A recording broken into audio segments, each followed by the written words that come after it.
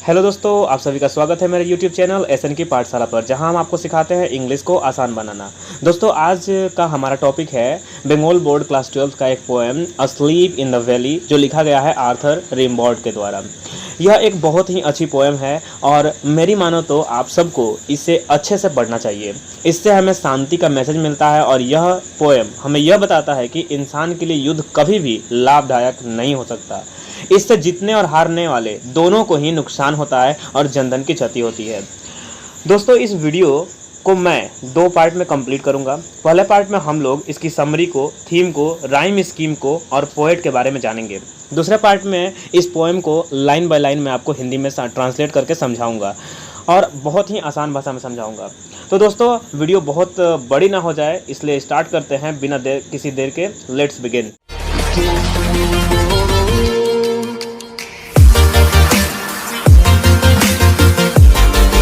So friends, जो हमारी poem है उसका नाम है अस्लीप इन द वैली, जो लिखी गई है आर्थर रिम्बाउड के द्वारा, जिनका पूरा नाम जीन निकोलस आर्थर रिम्बाउड था और इनका जन्म 1854 ईस्वी में और इनकी मृत्यु 1891 ईस्वी में हुई थी, जो एक फ्रेंच पोएट थे।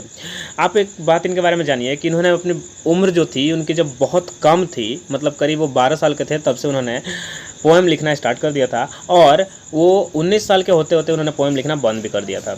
उनका जो मेन जो वर्क्स है, जिसको हम मेजर वर्क्स कहते हैं, वो म्यूज़िक है, टू म्यूज़िक और इवनिंग प्रेयर। इसके बाद है कि जो ये पोएम है उसका रियल टाइटल कुछ और है। ये एक्चुअली हम लोग इंग्लिश वर्जन पढ़ रहे हैं इसका आपको पढ़ने मिलेगा कि इसका जो फ्रेंच वर्जन है उसका नाम है ली डॉर्मियो डू वाल। क्या बोले? ली डॉर्मियो डू वाल, याद रखिएगा। ये ली डॉर्मियो डू वाल जो पोएम है उसी का इंग्लिश वर्जन हम लोग पढ़ रहे हैं, ठीक है। अब आगे क्या देखते हैं कि ये जो पोएम है ये कहाँ से ली गई है। तो ये एक पोइट्री कलेक्शन था इनका, आर्थर रिम्बाउड का, जो 1872 ईस्वी में सामने आया था या प्रकाशित हुआ था, उसी से ली गई है। ये पोएम जो है वो क्या है, इसके बारे में देखते हैं। This poem is written in the model of Italian sonnet that has 14 lines divided as octave and sestet. यह पोएम जो है वो इटालियन सोनेट के रूप में लिखी गई है और अगर इटालियन सोनेट के बारे में हम जाने तो इसको पेट्रार्चन सोनेट भी कहते हैं, क्योंकि सबसे पहले इसको जो विकसित था या फिर वर्ल्ड वाइड फेमस पेट्रार्क ने ही किया था। तो इसमें क्या होता है कि इसमें 14 लाइन होती है। देखिएगा, जो भी सोनेट पढ़ने हम लोग को मिलेगा उसमें क्या होती है, 14 लाइन होती है। और ये चूंकि इटालियन सोनेट है तो इसको डिवाइड दो भागों में किया गया है। वो कौन से हैं? तो पहला हमारा जो भाग है वो है आपका ऑक्टेव और दूसरा जो है वो है सेस्टेट। सेस्टेट और ऑक्टेव, ऑक्टेव में 8 लाइनें होती हैं, सेस्टेट में 6 लाइनें, ठीक है। उसके बाद हम लोग को अगर जानना चाहें तो कैसे इसको समझेंगे, तो ऑक्टेव में 4-4 लाइन की 2 स्टेंजा होते हैं और सेस्टेट में 3-3 के हो सकते हैं 2 स्टेंजा या फिर 2-2 के 3 स्टेंजा।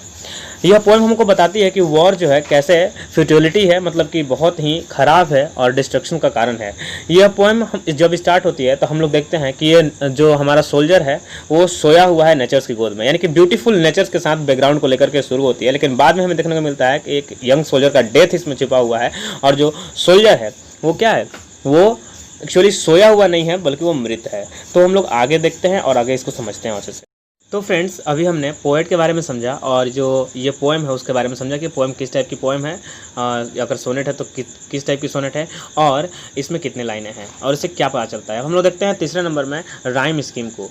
राइम स्कीम जो है वो क्या है, तो राइम स्कीम से हमें क्या पता चलता है। देखिए, राइम स्कीम जो होता है, किसी भी जो सोनेट हो या पोएम हो उसका अंत जिस टाइप से ख़त्म हो रहा है, जो अंत में लेटर्स दिए हुए कुछ किस रिदम में लिखे हुए उनसे म्यूजिकल साउंड आ रहा है कि नहीं, वही उसका राइम स्कीम समझाता है। तो देखिए, इसमें क्या है कि the poem is an Italian sonnet and the sonnet has 14 lines. ये पोएम जो है वो एक इटालियन सोनेट है और इसमें 14 लाइनें हैं। It is usually divided into 2 parts. इसको अक्सर हम किस पार्ट में, 2 पार्ट में डिवाइड करते हैं, the Octave and the sestet. Octave और सेस्टेट 2 भाग में। The Octave is divided into 2 quatrains and the sestet into 2 टर्सेस। देखिए, ऑक्टेव को 2 क्वार्टरेंस में, मतलब 2 स्टेंजाज में बांटते हैं हम लोग, और सेस्टेट को भी 2 में।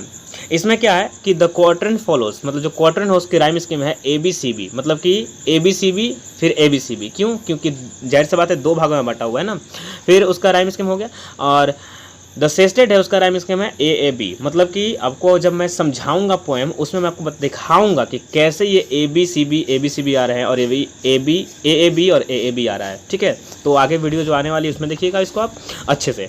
So that the rhyme scheme of the poem is ABCB AAB, ये आपकी राइम स्कीम हो गई। आई थिंक आपको ये समझ में आ गया होगा। आगे हम लोग देखते हैं। द सेंट्रल आइडिया, 4 नंबर में क्या है, इसका सेंट्रल जो पोएम है उसका आइडिया क्या, मतलब इससे हमको क्या मिलता है जान करके, कि इस पोएम से हमको क्या समझ में आती है। The central idea of the poem is the death of a young soldier as a result of war, मतलब कि इस पोएम का सेंट्रल आइडिया यही है कि इसमें हमको देखने मिलता है वॉर के कारण, मतलब कि युद्ध के कारण सोल्जर का डेथ।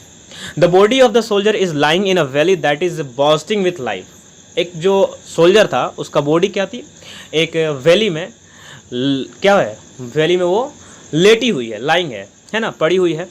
जो वैली देखने में कैसा है, बहुत ही सुंदर है, क्योंकि वहाँ पर घास है ना, सूर्य चमक रहा है, घास जो है वो भी बहुत अच्छे उगे हुए हैं।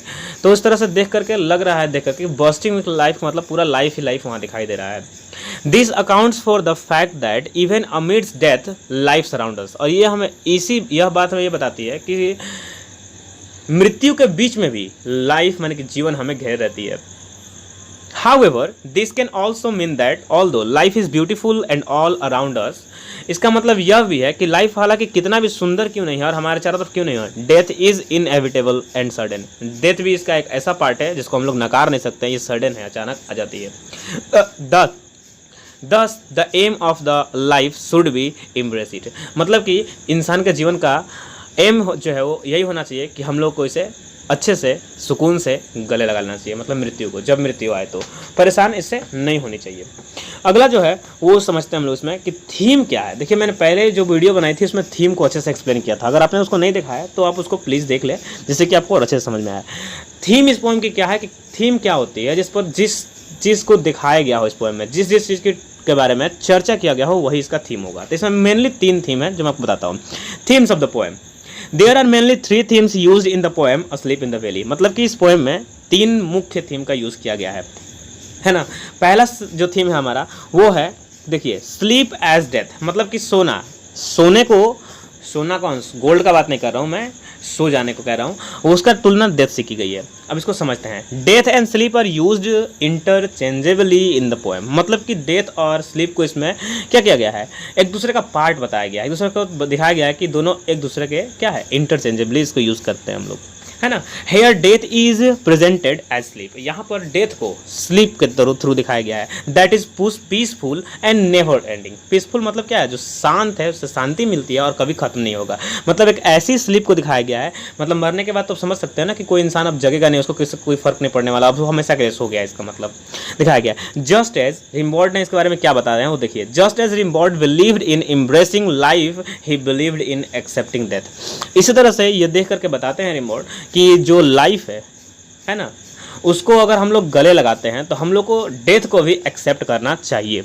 है ना, क्योंकि दोनों जो है इनएविटेबल पार्ट है एक दूसरे का, है ना, दोनों एक दूसरे को पूरा करते हैं। सो इसको हमें समझना चाहिए कि डेथ जो है वो कभी भी इंसान के जितनी भी वरीज है, जितनी परेशानियां हैं उसको ख़त्म कर देती है, और एक ऐसे स्लीप में वो चला जाता है जहां उसको अब कोई परेशानी नहीं रह जाती है, उसको कोई फ़र्क नहीं पड़ने वाला होता है कि उसके साथ क्या हो रहा है, और वो एक गहरी नींद में चला जाता है।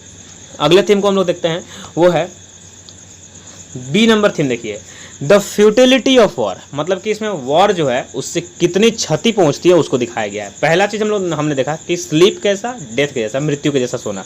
दूसरा है futility of war. In spite of beautiful imagery of the poem, it is a poem about war and it's futility. हालांकि जो पूरा पोएम है वो ब्यूटीफुल इमेजरी से भरा हुआ है, चारों तरफ वैलीज है, वैली मतलब घाटी होता है। आप ऊपर में क्लिक करिए, देखिए मैंने वैली का चित्र लगाया है, और मेरा थंबनेल को देख के आप समझ गए कि वैली क्या होता है ना। 2 पहाड़ों के बीच की जो भूमि होती है हरी भरी, उसको हम लोग वैली कहते हैं, घाटी कहते हैं, है ना।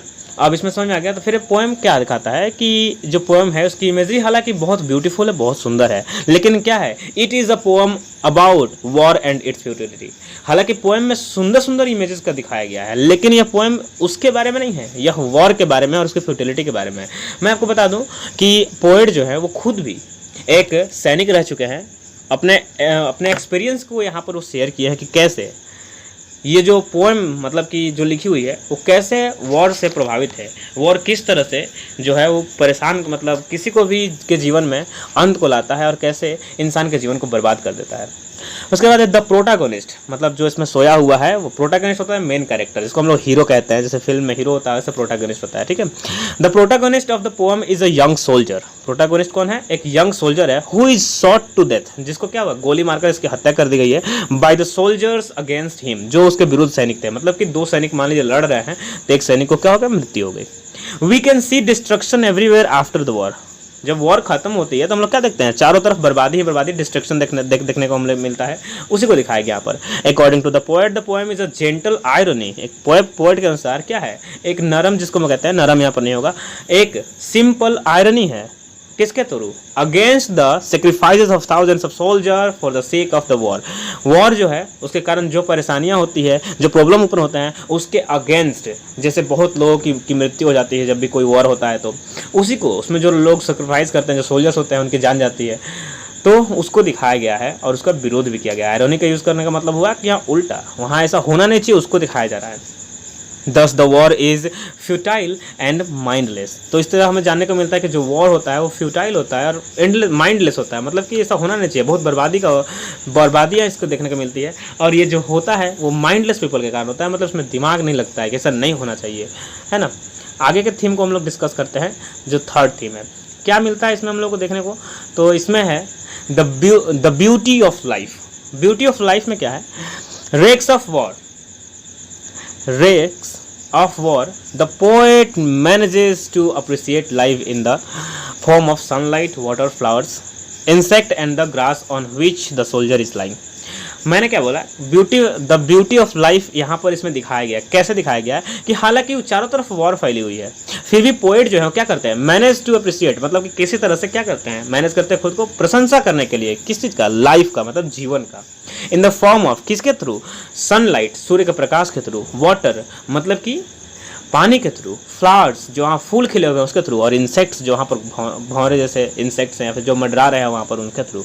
और वो बताता है कि कैसे लाइफ जो है, जीवन जो है वो चलता रहता है, किसी के मरने से कुछ खत्म हो नहीं जाता है। और वो चारों तरफ किसके घूम रहे हैं, ग्रास भी है वहाँ पर, घास जिस पर जो हमारा सोल्जर है वो लेटा हुआ है। Everything in the poem seems to be alive. हम लोग जब शुरू पोएम को पढ़ना स्टार्ट करते हैं, हालांकि हम लोग को ये जो सोल्जर है वो मरा हुआ है केवल लास्ट में पता चलता है, लास्ट के लाइनों में, लेकिन उसका पहले हम क्या देखते हैं कि चारों तरफ हमको बहुत ब्यूटीफुल इमेजरी देखने को मिलती है। ऐसा प्रतीत होता है कि एक आदमी जो है चैन की नींद ले रहा है, घासों के बीच, फूलों के ऊपर, है ना, चारों तरफ उसके हरियाली छाई हुई है, नदियाँ बह रही हैं, झरने बह रहे हैं, सूर्य का प्रकाश चारों तरफ फैला हुआ है और फ्लावर खिले हुए हैं वहाँ पर।